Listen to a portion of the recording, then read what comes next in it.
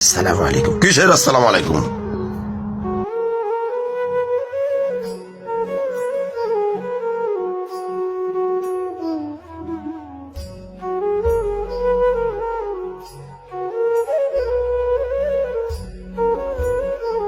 আপনাদের আসার কোনো টাইম হলো এটা? মানুষ ঘরের ভিতরে একটু বিশ্রাম নিচ্ছে আর আপনারা গেটের সামনে এসে দাঁড়িয়ে রয়েছেন।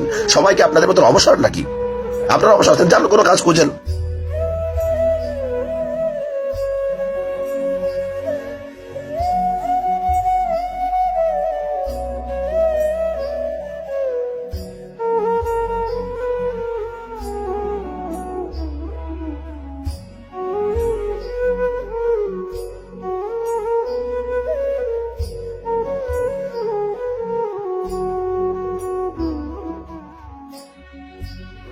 নিশ্চয়ই আল্লাহ ধৈর্যশীলদের সাথে আছেন। الله مع الصابرين. أسمو وأجتاز السماء جلالا فأزيد أسراب الغرور.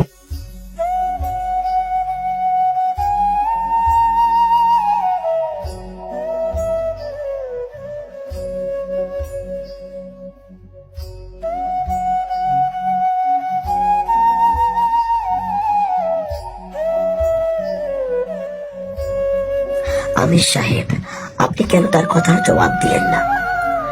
আপনার তো বলা উচিত ছিল তাবলিগ কোনো অবসরপ্রাপ্ত লোকের কাজ নয়। পুরো পাকিস্তানে আপনার 22টা রেস্টুরেন্ট রয়েছে, আপনার বড় একটি ফ্যাক্টরি রয়েছে। দানিয়াল ভাই সম্পর্কে বলতেন সে একজন পুলিশের সার্জেন্ট। আপনাকে বলা উচিত ছিল যে তাবলিগ অবসরপ্রাপ্ত লোকের কাজ নয়। ফরহান ভাই, টাকা পয়সা দিয়ে যদি তাকে ইমপ্রেস করতাম তাহলে হয়তো তার দিলের মধ্যে দিনের মহাব্বত পয়দা হতো না। আর টাকা পয়সা দিয়ে কেন ইমপ্রেস করবো? এগুলো তো এখানে থেকে যাবে। সে আমাদেরকে ধাক্কা দিয়েছে, কথা শুনিয়েছে, আমরা ধৈর্য ধরেছি আল্লাহর সন্তুষ্টির জন্য। হয়তো আমাদের এই ধৈর্য তাকে কবুল করে নিবে এবং তাকে মসজিদে নিয়ে আসবে। ঠিকই বলেছেন আমির সাহেব, আপনার এই ধৈর্য আমাকে অক্ষম করে আমাকে মসজিদে নিয়ে এসেছে। আপনাদেরকে আমি ধাক্কা মেরেছি, তাড়িয়ে দিয়েছি, তারপর আমি ভাবতেছিলাম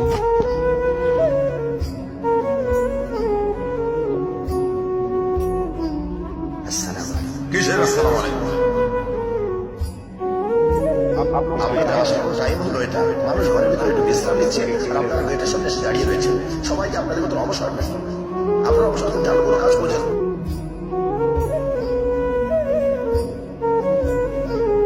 সব থেকে আরেক লোক আপনারা যাদের খেয়ে দিয়ে কাজ নাই।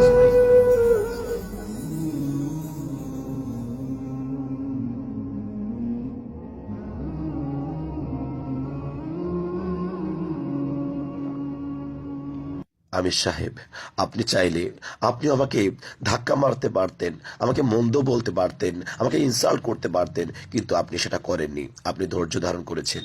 আমি মনে করছি আপনার এই ধৈর্যই আমাকে মসজিদে নিয়ে আসছে। আর আমি এই সুন্দর ইসলাম ধর্মকে গ্রহণ করে নিচ্ছি। এখন থেকে আপনাদের সাথে আমি আছি। सुभान अल्लाह.